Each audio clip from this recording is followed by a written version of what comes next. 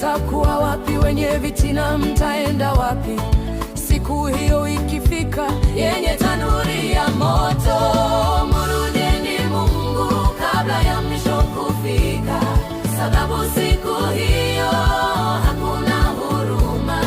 Itakuwa ni kilio na machozi mingi, na waomba mkumbukeni Mungu hata kwenye raha zenu.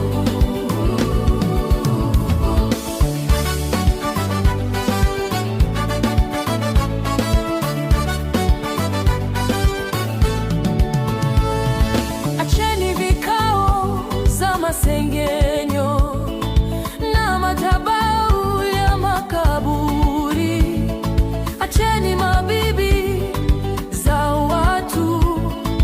Siku hiyo inakuja haraka, watu wote tutakusanyika mbele ya kiti cha enzi, na kila mtu matendo yake yatawekwa wazi mbele ya watu wote.